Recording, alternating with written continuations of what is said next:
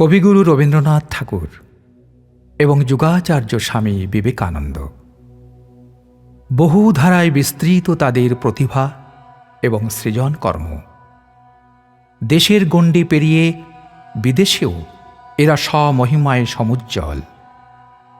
দুজনই আমাদের হৃদয়ের ধন, বড় আপনজন। কিন্তু এদের মধ্যে সম্পর্ক কেমন ছিল তা জানতে কৌতূহলী মানুষের সংখ্যা নেহাত কম নয়।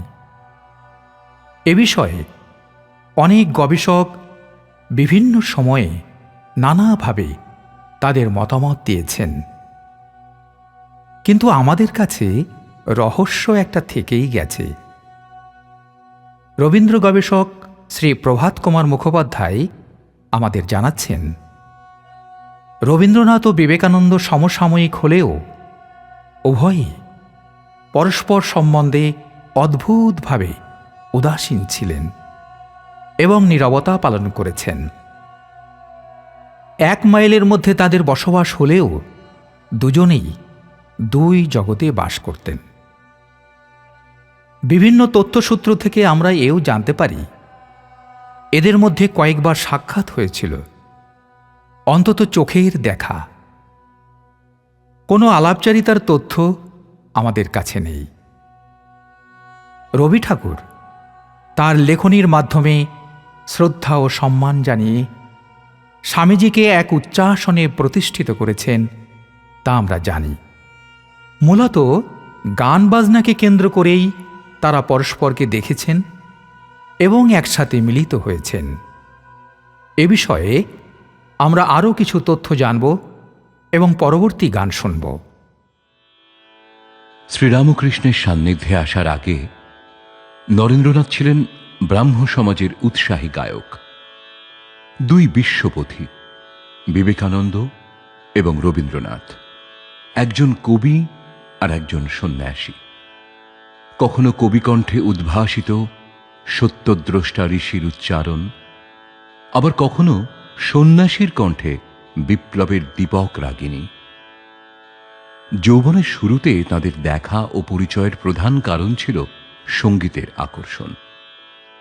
ব্রাহ্ম সমাজের এক সঙ্গীতানুষ্ঠানের মহড়ায় অংশ নিয়েছিলেন নরেন্দ্রনাথ দত্ত এবং রবীন্দ্রনাথ ঠাকুর। শোনা যায়, মহড়ার সময় রবীন্দ্রনাথ অর্গান বাজাতেন এবং নরেন্দ্রনাথ বসতেন পাখোয়াজ নিয়ে।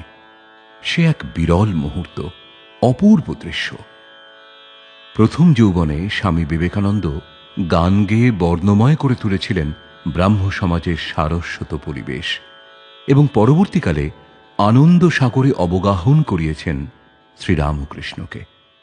তার এই কণ্ঠসম্পদের গুণে তিনি প্রায়শ আমন্ত্রিত হতেন ব্রাহ্ম সমাজের উপাসনালয়ে সঙ্গীত পরিবেশনের জন্য। এ সময় তিনি রবীন্দ্রনাথের অনেক গান গেয়েছেন। অন্যান্য গানের তুলনায় ভাষা সৌন্দর্যের কারণেই হয়তো তাঁর এই অনুরাগ, অথবা খুঁজে পেতেন এক ধরনের বিশুদ্ধ আনন্দ। রবীন্দ্রনাথ ঠাকুর রচিত 2খানি ব্রহ্মসঙ্গীত আমরা শুনব। প্রথম গানটি নরেন্দ্রনাথ পরবর্তীকালে তার গুরু শ্রীরামকৃষ্ণকে অন্তত 2 বার গেয়ে শুনিয়েছিলেন।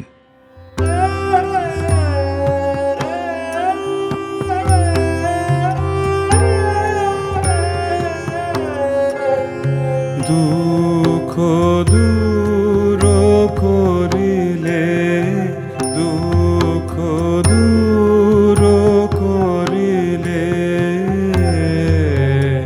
দর্শন দিয়ে মোহিলে প্রাণ, দুঃখ দূর করিলে, দুঃখ দূর করিলে।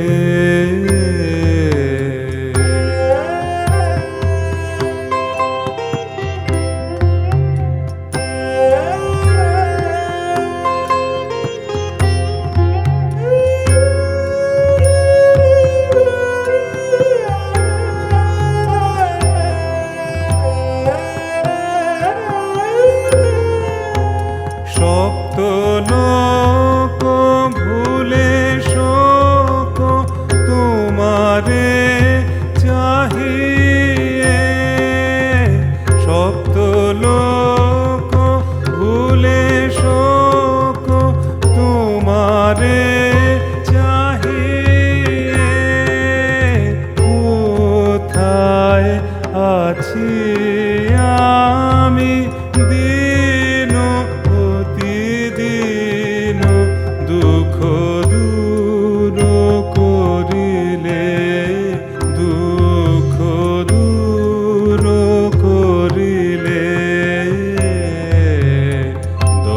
সব